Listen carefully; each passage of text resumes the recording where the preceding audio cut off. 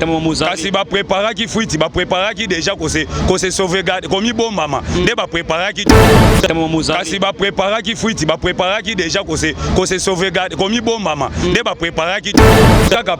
procureur ya cour de cassation wana la pesa ki déjà idée que non ba longo ba tchalua moko o ekota la makamba ba humidité wana te o humidité na France humidité ezalaka te na ba pays développé to mona soko oza député au détourner mbongo ya l'état na niveau bamboko eza développé bamboko to babengami bagane puissance balokotaka mutumbala moko ake parke ake kosamba akangami awo eza ba humidité wana yango ba humidité ezobombaka ba miyibi wana trop c'est trop nous sommes fatigués na ba humidité na yo tozu yo bongo fangi de ngakotaka prison azalaki député nationalité bongo muyamba akotaki prison azalaki député provincialité ya Katanga bongo oyo ndeko joko mulumba azalaki député te. Voilà, donc to lembi mangambu ya ba humidité non bola ta ba humidité et poyo bandolo bake non moi je suis sénateur on ne peut pas m'arrêter tu seras arrêté tata ya ko zong c'est la biso mosolo wana soko zong si yango te 20 ans de prison takosa la majorité na prison makala makosa la majorité na bango na prison makala to lobaka yango déjà to martela yango bakosa la majorité na prison makala bango nyos wana bakokangama bakokota makala république oyo république eza sous bananière était ya Kabila oyo toza na république ya Tshisekedi mena état de droit soko sali mabe ato ozana ba mandat ya ba Sénat ou ya ba député kokota boloko ndenge za wana ya caché na justice congolaise ya ko répondre procureur de la République na niveau ya plénière président ya cour de cassation aza juge ya munene na kati ya mboka tu ne peux pas répondre na plénière ko ya même par téléphone non mon procureur nazo ya ko solo na yo oyo ko poussa na même na coulisse solo na yo expliquer dossier mais yo en pleine plénière na télévision tu commences à attaquer le président ya cour de cassation on dirait que procureur wana sali mabe ndenge a lancé ba enquête a moni que non au détourner mbongo mosolo ya l'état na yo na kesser na yo ya Sénat bokene c'est ça donc tous ces antivaleurs wana et sengi to nettoyer bango pomboka oye développer kende liboso ce qui to sali yango te Congo n'avancerait pas yango moni to lobi même okonza mboka s'il peut même na tangeli yo baza ba antivaleur Alexis Temwema ba antivaleur na assemblée nationale Jani Mabunda mama wana c'était un vrai antivaleur ya kosakana te créé par Kingakati yango moni to silisi bango nyonso ba kende na no maki détournement Willy Bakonga il a détourné l'argent Alexis Temwema azimbongo na niveau ya banque centrale du Congo ake kocha yango na kati ya ndaku na ye a complicité ye na caissière na ye ya niveau ya Sénat ozomona ba aventure ce sont des antivaleurs yango moni ba antivaleurs baza soki bayoki kaka bakangi muyibi mbala moko babeleli ate awe komi violation constitution eza kobuka mibeko non eza kobuka mibeko te tozo lokota tous les miyibi poto longola salité na kati ya lopango ekomaki tellement salité tata tozo ebisa bakongomani Congo ekomaki salité il faut kobalaye lopango ekoma propre. Soyez le bienvenu notre cher fidèle internaute c'est Batnia Sobazuli Bakou Kitoko il y a qu'on habite sur votre chaîne la merci du moment Alvin Beya ou la voix céleste merci pour la confiance pour ça la kabiso et amuka bino bolinga mingi Mr Cop Zarka Yande tant chaque fois toujours à chaque fois on a ngai c'est-à-dire que nous sommes en direct de la République démocratique du Congo précisément à Kinshasa la capitale wap to betaka masuna ba imboka par rapport à l'actualité politique en to kundola nyonso yo batama na samai yo batama na likolo to wapi awande bima toujours na magazine bino yoka base.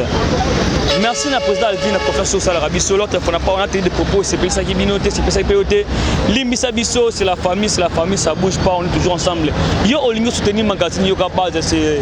nous sommes là disponibles pour soutenir biso pour que tout photo information toujours en temps réel tout ça vraiment pour ça va soutenir na bino le l'autre beta masolo na Junior Belami mon mboka masolo par rapport à l'actualité politique affaire sur Gobima na kati mboka na Sabino kola muka actualité zanga kate moi na mboka Alexis Temwema le président ya Sénat na biso affaire à détournement il paraît qu'il a détourné mbongo oyo ezalaki juste pour na fonctionnement ya Sénat mais il y a du moment tena kunaye et comme on a Sénat. Aujourd'hui, il paraît que mon mboka Jani Mabunda, il n'est plus à Dubaï, à zone Katamboka Nabiso. Par rapport à ce que nous est-ce que vous avez été propos ya mwana mboka José Makila o tenaki na kata Sénat tout ce bandeko beleli baku rester branché à toko kundola nyonso e batama toko kundola parce qu'il y a tellement belé na sorti ya mwana mboka Vital Kamerhe balobi makambo ya tellement belé Vital Kamerhe na mokonza mboka basinaka kina na Nairobi. Ce qui a été président comme premier ministre, mais tant que président, tu as une majorité parlementaire. Mais aujourd'hui, Aujourd'hui, majorité parlementaire Fatasini Namaboko. Les 15 heures, moi, Namboka, vite caméra Kosamba. Merci à notre caméra de Sima Caméra. Merci à notre soutenir Rabiso. Congo, Lissanga, Gain Lomi, merci à eux. Merci à chanson qui toque le port, ça dépend de Namboka. Par contre, la caméra, si ma caméra, notre caméra, la PMB, a fond la chambre, t'es bandé, nous sommes dans Nabiso, on n'a pas Pablo Escobar, les prophètes, a prophétisé que FCC Keba, le FCC Keba et Panzana, moi, Namboka, sinon, Belami, Mbote, n'a papa. Mbote, ne journaliste, Mbote, na bande Kobali, Kolanda Biso, Topesi Bango, Tombeli Bango, Ebou et Lamou, en tout cas, bonne année 2021, Oyo, année ya Makambo, Minene, Nakati, Mboka, Congo. Voilà, sinon ils ont dérangé, il n'est pas vraiment en forme, mais il est toujours là pour vous informer. Maintenant, si vous avez un magazine, vous avez la voix céleste, vous soutenir, pour que vous soyez bien, pour que vous toujours là au feu au moulin, juste pour vous informer par rapport à tout ce qui se passe dans les pays. Moi, je affaire ça la baisse, affaire moi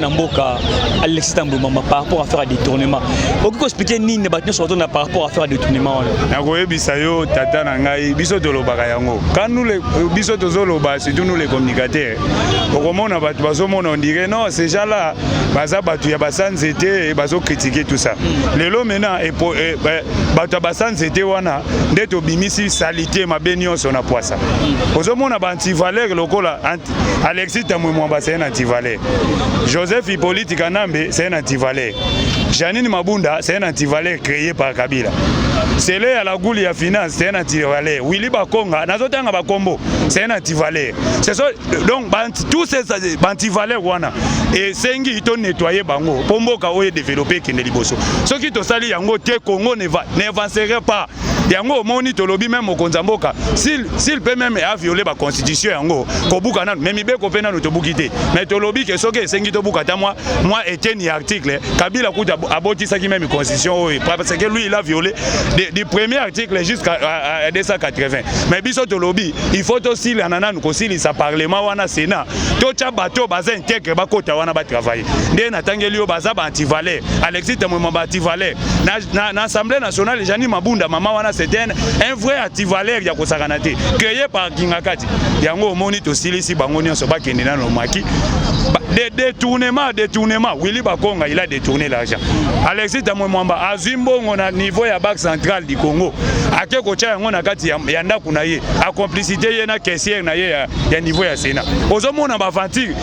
tous ces gens là baza na besoin de pays avancé baza toujours na besoin Congo ezonga toujours simatos à l'arrière tozonga kasima en tout cas na tobandi ko beta mbala moko actualité politique to bosani na nuke to uti ko perdre moko ya biso oyo to bengi na Fumu Sabata oyo azalaki moko pe ya conseiller ya chef de l'état ya matière à quitter yango moni biso nyonso ba combattant toza vraiment na tristesse to pesi famille mes condoléances na famille ya Fumu Sabata oyo aza moko ya biso combattant azali combattant créé te mes combattant oyo toyebi histoire na ye ndenga bandi ki combattant liti na ye mais ndenge biso tolobaka combattant jusqu'à la mort to sengi même to garder na no une minute de silence pour na combattant ya biso ko sala malamba alors mingi tata.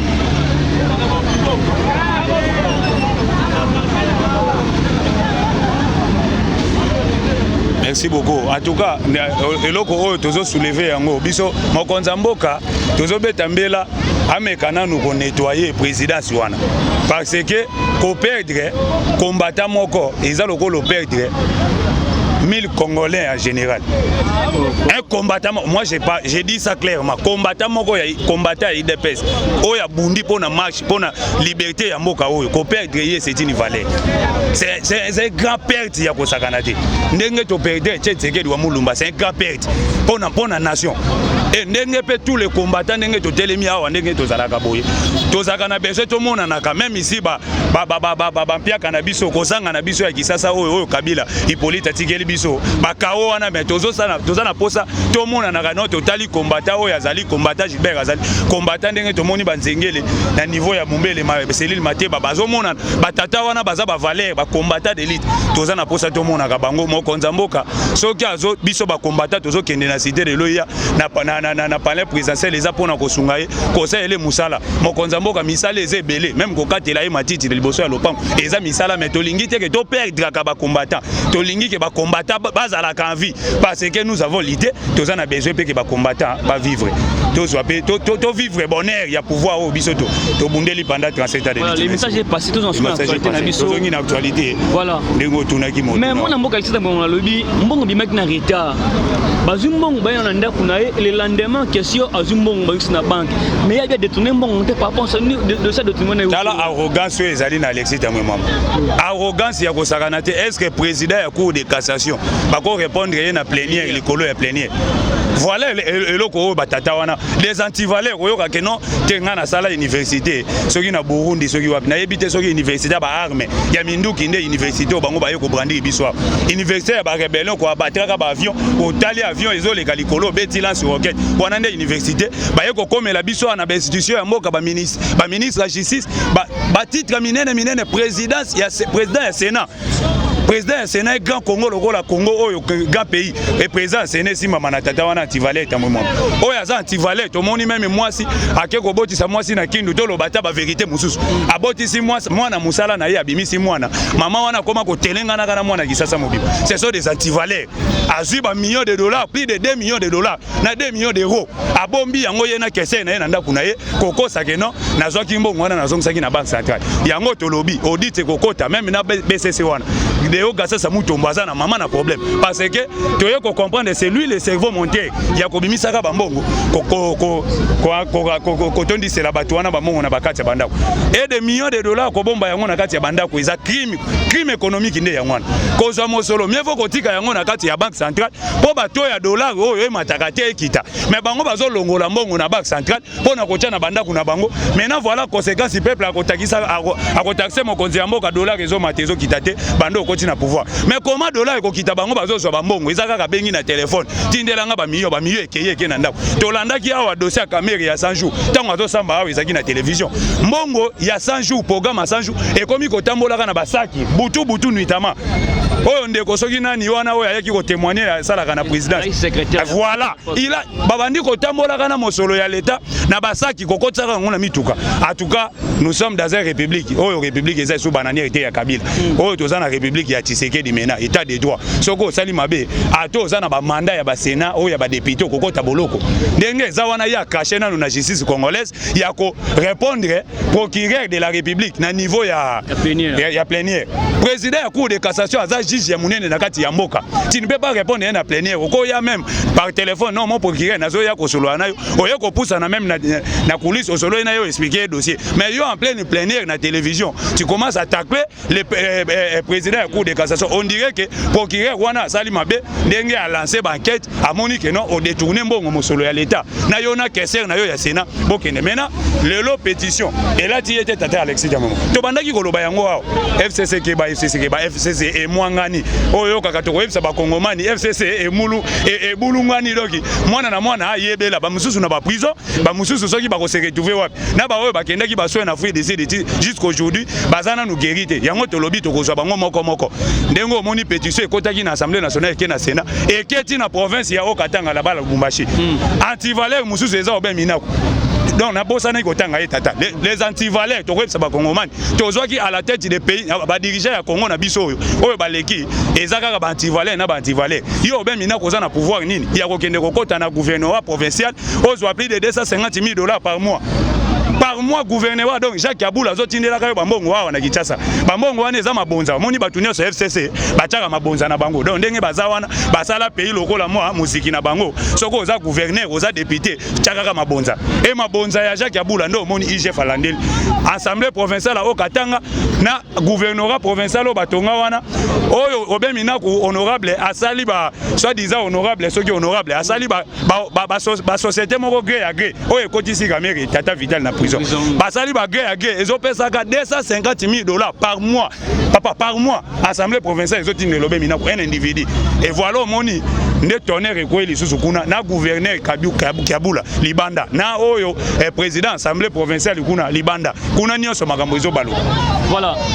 tokozwa nakati yote tata journaliste tokozwa ndenge tolandi yo kazembe ono bazwa kaka ressortissa katange bacha à la tête des provinces te tokozwa sikoyo bokungu ke la mungala moko azana bwende akekoma gouverneur na Okatanga poto la sabino ke Congo eza ya ba congolais nyonso mokonza mboka va prendre un gouverneur oya Okatanga akouta nde na na bwende akouta pena na bokungu kuna ndenge toyebisi bango to voilà toyebi ke ba sénateur na ba député ba immunité na bango. Est-ce que tu penses aussi que tambo mamone na ba immunité na bango comme c'est comme président ya Sénat ba ipo kangaye pe ba kangier par rapport à détournement ba ntanga kombo na yona aujourd'hui ou demain ou après demain tambo moza kasi ba préparer ki fuiti ba préparer ki déjà ko se sauvegarde komi bon mama de ba préparer ki tozala ba ministre tozala ba député ba sénateur yango moni kaka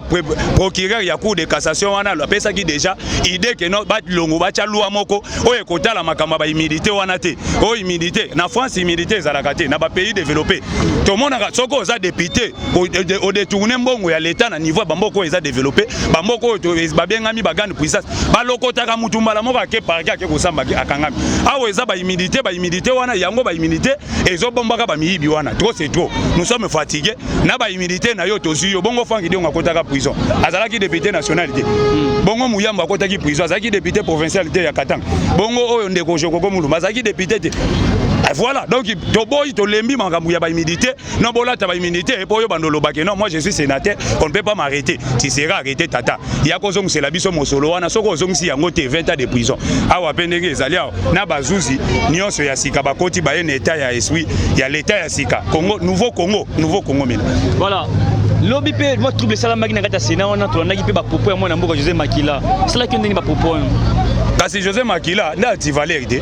tata wana Makila anti-valère a liboso lisusu ye wana ba anti-valère donc Kabila alokotaki tous les anti-valères atondisi yango mondi mokonza mboka azo nettoyer les anti-valères pembe na ya anti-valère kozala suti pembe ni ya mokonza mboka anti-valère kozala suti tout l'anti-valère oya bomi Congo musika ya président Tshilombo pembe na mokonza mboka soka anti-valère azali le pays ne va pas marcher. José Makila c'est un anti-valère. Yo kolobake non le Congo appartient à tous mais le Congo appartient aussi à nous. À nous les Congolais autoza dimini. Le Congo appartient seulement pas à vous. Kebino bozo détourna comme solo ya l'état. José Makila azwa quand il était ministre des transports, azwa politique na mba memi aéroport anjil. Bache libanga balobi ke awa aéroport ekozala mawa moderne ya sika. O aéroport ekozala vitrine. Aéroport alukuta balakisa kaka na télévision. Mais tikala kotonga mata libanga te. Oyebi combien o etenda 500 millions de dollars américains. Donc José Makila lui aussi azape na part na ye na justice il va répondre aussi. Yako ko bimisa mbongo wana ya aéroport ya njili. Oyo bino bochaki libanga bomemi Kabila. Bobengi ye sisabidi mbonguma meli wapi musale salamaki ce sont des anti-valeurs yango moni ba anti-valeurs baza soki bayoki kaka bakangi muyibi mbala moko babeleli ate awe komi violation constitution eza kobuka mibeko non eza kobuka mibeko te tozo lokota tous les miyibi poto longola salité na kati ya lopango ekomaki tellement salité tata tozo ebisa bakongomani Congo ekomaki salité il faut kobalaye lopango ekoma propre pour le pays avancé lelo olandi ba projet au mokonza mboka uti koloba na niveau ya Égypte voilà ce que nous voulons tozo linga Congo nde ekoma ya bongo Congo moderne Congo oyo mokonzi azo rêve nde Congo oyo ezosenga ke bato baza pembe na ye ba accompagner mokonzi ba wuti oyo kosala mabanzela de kananga ti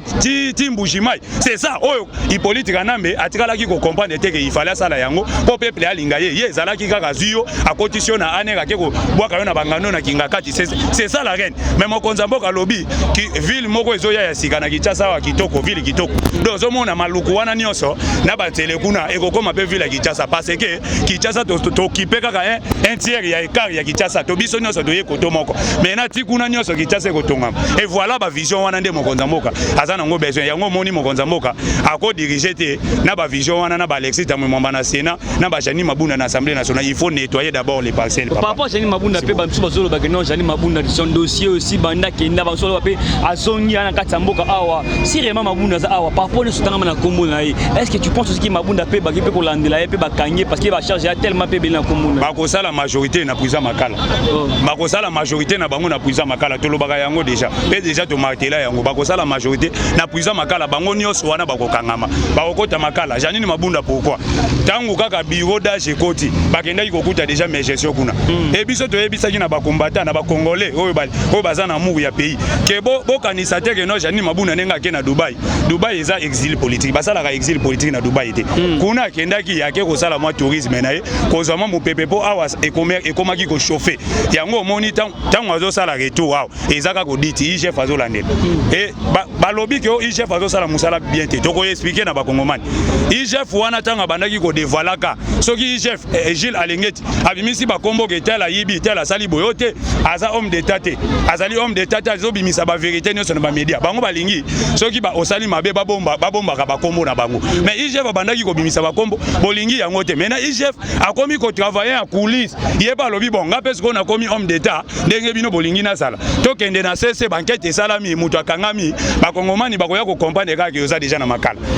ozo comprendre toko kama ndenge nini mabunda komi déjà prison ndenge nini tamamba komi prison donc makambo ezo kende CC ndenge nini Willy Bakonga akoti makala donc les gens ne vont pas comprendre bon IGF akomi ko sala mena makambo un homme d'état mais les seules personnes oya tikali alobia ko tikala akozala homme d'état te ezali jamais kabunda ya lobi il restera combattant jusqu'à sa mort donc jusqu'à sa vie ezalo ko la babiso baro toko tikala ka ba combattant jusqu'à la fin toko zala ka ba combattant lingolo ba ki homme d'état wana mupanzi soko sali mabe to ye na yo na caméra boye to lobi na yo vérité pas ici li oko sala pe le côté parce que tu ne peux pas nous intimider parce que le point voilà point tu ne peux pas nous intimider tout na question pour ce voilà aujourd'hui moi na mboka matata mponi on a plusieurs ya justice par rapport IGF toujours bimisi par rapport au dossier fibre d'optique par rapport au dossier Bukangalos aujourd'hui moi na mboka matata mponi est-ce que tu penses aussi par rapport au dossier son IGF asangisi déjà ni ça vraiment basimé batie maboko ya komi ko banga ote rapport à IGF ezoya tardivement ezoumela comment justice ekendaka opérer comme malembe. Comme on dit dans la justice, on ne peut pas faire des choses précipitamment pour arrêter des innocents. Il faut te préciser. Justice est que malembe et tali vrai coupable à likambo ma bakamati yo ki. Comme on dit le lo awa ndenge to lobi ndenge beti li solo ya dossier appel ya Vital Kamerhe. Yo ko yebisanga ke no Vital Kamerhe alongwa na prison makala aya kozongela ba fonction mususu ya l'état. Ata ba quitter to ba condamner na appel mais balobaki déjà azawa na soka bima prison après 20 ans na ye azana 5 ans à kotika la kosimba lisusu ata gestion ya politique était même bourgmestre à commune à kokomaka lisusu te parce que alongwe déjà homme d'état ce n'est pas un homme de valeur yango tolobi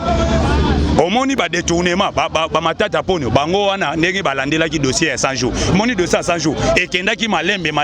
mokonza mboka batuni na France na ba journaliste français balobi oh non les dossiers de 15 millions tu sais comment mokonza mboka lukaki ba mécanisme palo eza cop eza ba makambo rétro commission mais le lobo et moi na maya se retrouver na prison c'est ça justice à landeli c'est à koti à suivre coupable à condamner na ba DG ba OVD o bazali a quitter bazaki ba innocent et baza batu oyo ye mokonde azu ale atamboli likolo ba tete ya batata wana a utiliser bango po ya détourner na ye mbongo alati saka chaînette na mwasi na ye alobi chaînette wana eza plus cher que voiture ya soit disant soki nani donc yozo comparaka na kati ba media Congo o eza kokufa kao bo empiaka dollar ezo mataka ezo kitate ba makambu nyonso kao yo ozo lati saka mwasi chaînette osala ka publicité campagne na media ozo mona ke ba antivaleur bongo place na bango ezali prison et pas na ba poste ba ministériel pe biso tolobi batu ebele bazali ya kokoma ba ministre pe na koyebiso déjà na koyebisa na bakongomani ndenge carte ezobeta mabatu lukwebo na Sénat maman na biso José Ifoko premier ministre il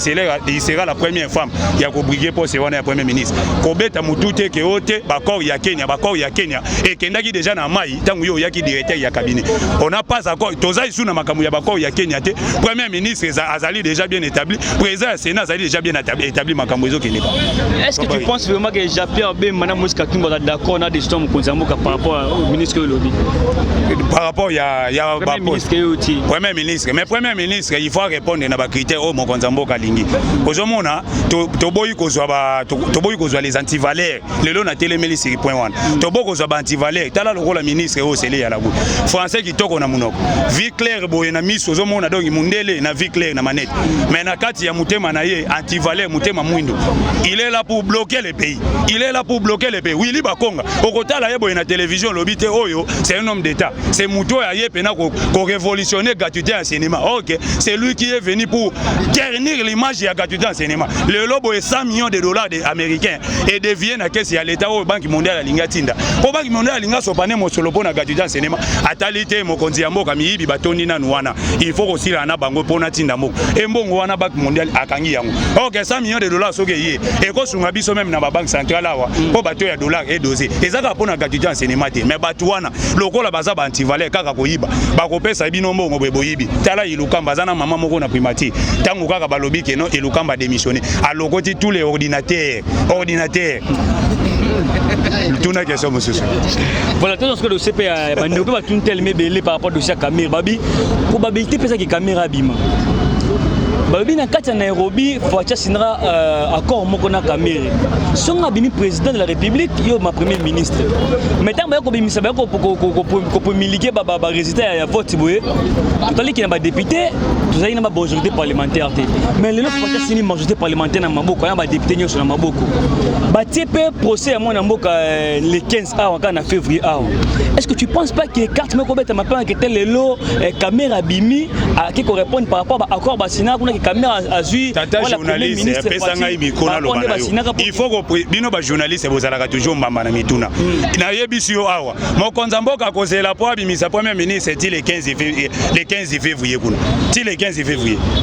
Vous imaginez ça? Et le chef de l'État va devenir le président de l'Union africaine sans gouvernement, sans premier ministre. Vous imaginez ça? Pour attendre Vital Kamerhe à la prison de Makala.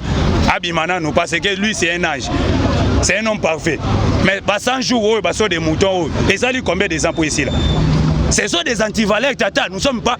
fatigués na antivaleurs wana yango moni ba kombo wana. Il faut limona na kati ya Congo. Ba kombo lokola ba Alexis Tamwe Mwamba ba Koko Niangi, ba Ben Minaku, ba Ale Atundu, tous ces noms là o ezalaki ba eza déjà ba nom moko boye vieillard et passé. Il faut to luka ba kombo ya sika. Ozomona ba mama wana, ba José Ifoko, tozo sala publicité na été. Na ba sénateur Guy Loano, ba tozo sala ba campagne na bango te, ba c'est voilà, ba sénateur Guy Loano. Ozomona voilà, ce sont des gens ba valeurs. Ce sont des valeurs. Tozo lo ba publicité ici, mais on dit ça, ce sont des valeurs. Oh mon konzamboka, pe abwaki na nomi sukoto wana. Ce que ezali fokote na kozwa même igilano. Ozomona makamutata wana zo sala na niveau équateur. Mon konzatindeli Ebegan, directeur ya cabinet adjoint mon konzamboka ke Ebegan. Kende kotala. Ebegan da ke ya lobite mon konzamboka tuka tatoyo, aza pena na kati na ye Congomani, aza congolais. Azo révolutionner Équateur elongwa zamba, kandeza mobuta tika forêt na forêt. Gilano lobi te na révolution en Équateur et banzela e sala mabastade tungam. C'est ça ce que nous voulons. Tolingi non mutoyo avant otongande ngwana il faut détourner na bukanga lonzo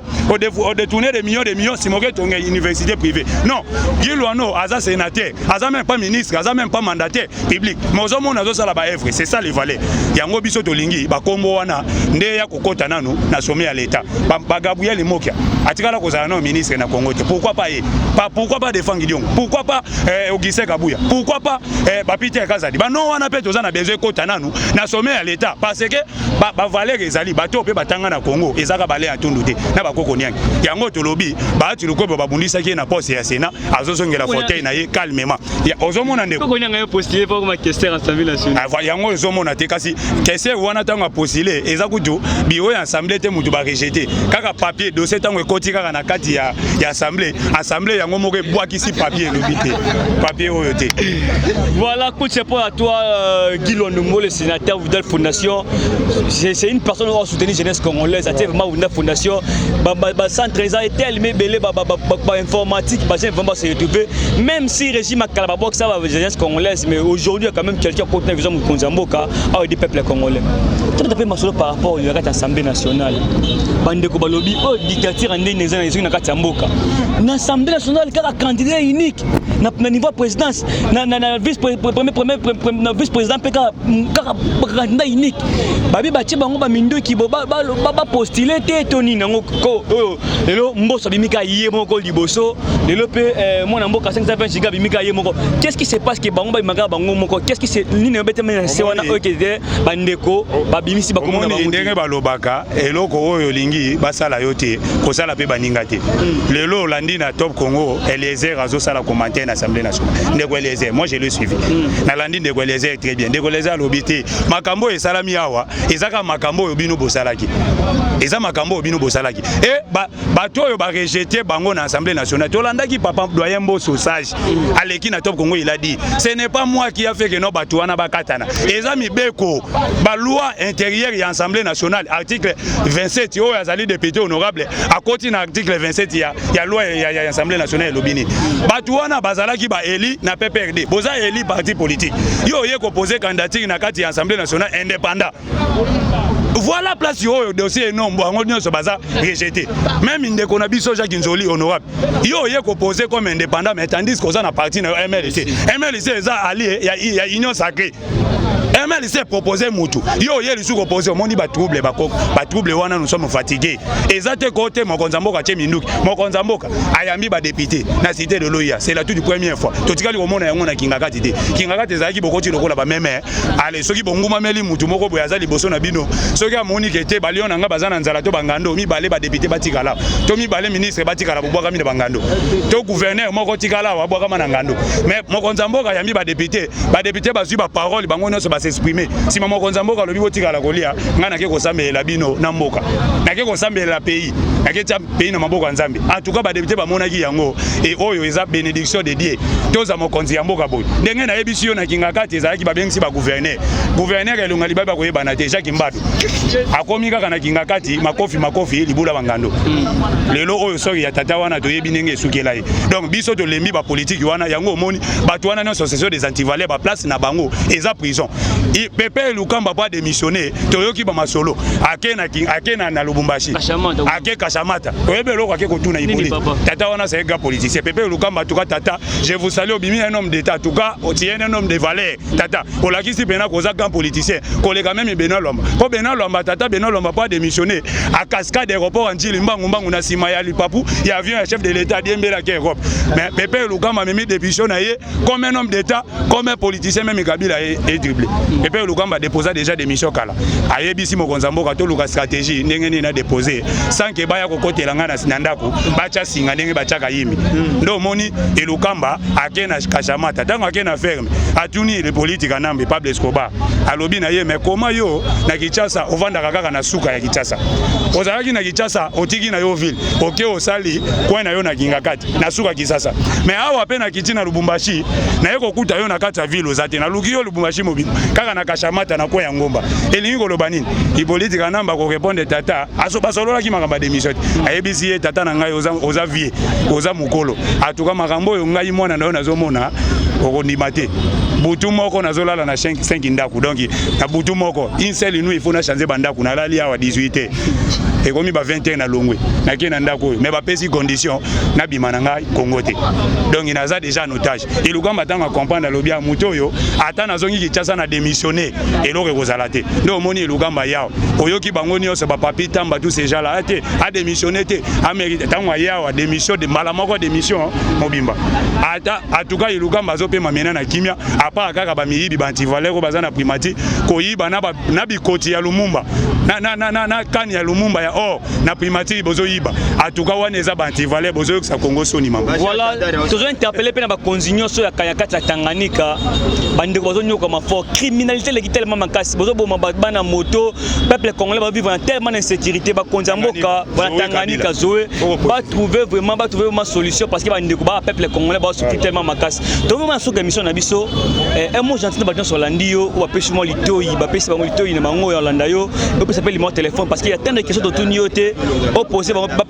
poser un mot sur ko bani par parce que tango na yebisaki yo tango na yebisa nous intimider